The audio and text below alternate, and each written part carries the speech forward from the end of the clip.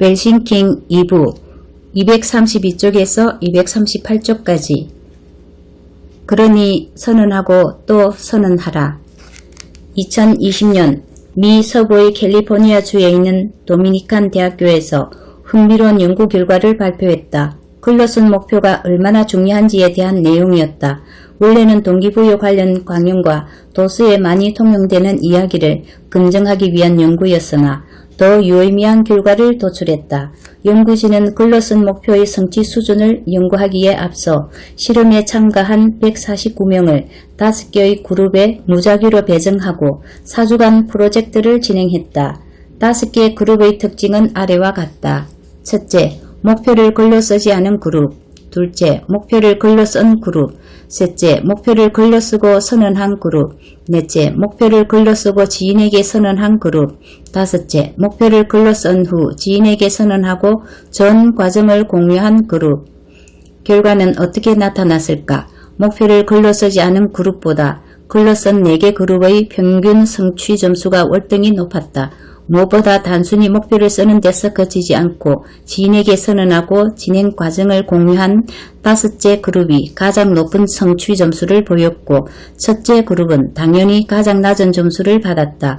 연구진은 글과 목표의 상관관계를 인정한 뒤 글로 쓴 목표가 글로 쓰지 않은 목표보다 성취에 더 효과가 있다고 결론지었다.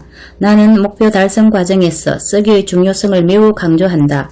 목표를 글로 쓰지 않고 무작정 노력하는 일은 마치 배를 이끌고 바다로 나아가야 할 선장이 아무런 계획도 없이 출항하는 것과 같다. 그런 선장이 과연 목적지에 잘 도착할 수 있으리라 생각하는가? 나는 근데 아슬아슬한 항해가 될 것이다. 목표를 글로 쓰는 일은 삶의 이정표를 세우는 일이다. 짧은 거리의 지역을 오갈 때도 내비게이션을 켜서 방향을 잡는데 어떻게 쓰지 않고서 목표를 향해 가려고 하는가? 위 연구 결과를 통해 보았듯이 목표를 글로 쓴다는 건 정말 중요한 의식이자 반드시 치러야 할 통과 의례다. 그런데 어떻게 써요? 웰싱킹 강연에서 글쓰기를 강조하다 보면 쓰는 것 자체에 부담을 느끼는 사람들을 많이 본다. 물론 나 역시 어려움을 겪었기 때문에 크게 공감한다. 글 쓰는 일에 직접 연관되어 있지 않으면 평생 동안 글을 쓸 일이 별로 없으니 말이다. 하지만 웰싱킹의 전반적인 의미와 비법을 알게 된 당신이 못할 것은 더 이상 없다. 글을 쓰는 일도 일종의 근육 단련이다. 쓰면 쓸수록 글 쓰는 근육이 붙어 부담을 들게 된다. 고로 뭐라도 일단 써야만 한다. 프리라이팅은 글씨나 맞춤법을 신경 쓰지 않고 써내려가는 글쓰기 방법이다. 이는 브레인 스토밍과 맥락이 비슷하다. 형식에 얽매이지 않고 머릿속에서 흘러나오는 생각과 감정을 있는 그대로 종이에 적는 것이다. 처음에는 멈추지 않고 10분에서 15분 정도 자신의 생각과 느낌을 글로 옮겨라. 멈추지 않고 쭉 써내려가는 게 중요하다. 처음에는 논리적 구성도 맞지 않고 글도 이상하게 보일 것이다. 그러나 이는 그저 생각의 건더더기일 뿐이다. 건더더기에 너무 집중하지 말고 마음에서 일어나는 모든 걸 토해내라. 계속 쓰다 보면 당신을 지탱하던 생각의 뿌리들이 나오게 된다. 이 방법은 작가들의 심리적 요인으로 글이 안 써질 때 이를 극복하려고 자주 사용하는 방법이다. 프리라이팅의 장점은 작문에 대한 부담을 낮추는 동시에 실력을 향상시키면서 잠재의식을 활성화하는 데 있다. 잠재의식을 활성화하는 일은 더 많은 가능성을 얻는 일이다. 이는 부와 직결되기 때문에 글을 쓰는 것은 정말 중요하다. 글로 쓴 목표는 다시 읽고 정리하는 과정에서 당신이 직면한 장애물을 인식하도록 돕는다. 이것들을 알아차려야 시각화로 수행하는 과정을 통해 마음을 정화시키고 감정을 다스릴 수 있게 된다. 마치 명상하는 것과 같은 효과를 얻을 수 있는 것이다. 그러니 시각화와 화근처럼 글쓰기도 매일 실천하는 게 좋다. 글로 마음을 다잡았다면 이제 비전보드를 만들 차례다. 비전보드는 글과 이미지, 사진 등을 엮어서 꿈과 목표를 이룰 수 있도록 도와주는 도구다. 비전보드가 중요한 이유는 머리와 가슴속에 와 있는 목표를 구체화할 수 있기 때문이다. 우리의 잠재의식 속에 다양한 방식으로 상존하는 욕구와 가치, 목표를 구분하려면 글쓰기와 비전보드라는 도구가 필요하다. 비전 보드를 만드는 방법은 다양하다. 다만 당신은 웰싱킹을 통해 진정한 부자가 되는 방법을 알게 되었으므로 그에 맞는 비전과 구체적인 소망을 기입하는 게 좋다.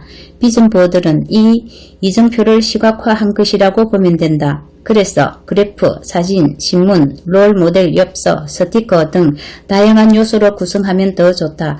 비전 보드가 완성되면 당신의 생활 동선을 면밀히 파악한 후 자주 볼 수밖에 없는 위치에 놓아라. 그래야 더 효과적이다. 일상생활 중에도 계속 확인함으로써 당신의 잠재의식 깊은 곳에 목표를 집어넣는 것이다. 다시 도미니칸 대학교의 글로 쓴 목표에 대한 연구 결과를 떠올리자. 연구를 위해 5개의 그룹으로 나눈 기준에서 무언가 익숙한 단어를 보지 않았는가? 당신이 단번에 찾아냈다면 훌륭한 학생이고 못 찾아냈다면 내가 부족한 스승이다. 그랬다. 선언이다. 이미 앞부분에서 선언의 힘을 몇 차례 힘주어 말했다. 간혹 선언이 무슨 의미가 있는지 회의감을 드러내는 사람이 종종 있다. 내가 하고자 하는 걸 말하는 게 목표를 이루는 것과 무슨 관계가 있느냐는 것이다. 그러나 이는 선언의 진정한 의미를 모르기 때문에 하는 말이다. 선언하다는 영어로 declare라고 쓴다. declare는 강조를 뜻하는 접두사 D와 분명한 맑은을 의미하는 어원, 클레어가 결합하여 탄생한 단어다. 의미인즉슨 입장을 분명하게 밝힌다는 뜻이다. 그러니 선언은 당면하고 있는 상황에 대해 확고히 고함으로써 모든 흐름을 내 것으로 만드는 일이다. 선언은 그 내용을 들어줄 청자가 필요하므로 그래서 관계에 지향적이기도 하다. 내적으로 다짐한 나의 분명한 입장을 외적으로 공표함으로써 힘을 발휘하기 때문이다. 글로 쓴 목표의 달성 효과 연구에서 목표를 글로 썼을 뿐만 아니라 지인에게 선언하고 과정을 공유한 그룹의 성취 점수가 높았던 게 바로 이런 이유다. 지인에게 선언함으로써 목표를 위한 다음 행동을 할 수밖에 없도록 상황을 조성한 것이다. 무엇보다 선언을 듣고 목표 달성 과정을 공유받은 지인은 선언자의 증인이 됨으로써 한 배를 탄 운명 공동체가 되었다. 이처럼 자신의 목표를 선언한다는 것은 흩어져 있던 우주의 모든 기운을 내게 집중시키는 일이다. 이런데 어찌 실패할 수 있겠는가? 그러니 선언하고 또 선언하라. 당신의 비전 보드가 그대로 이루어질 수 있도록 계속 선언하라.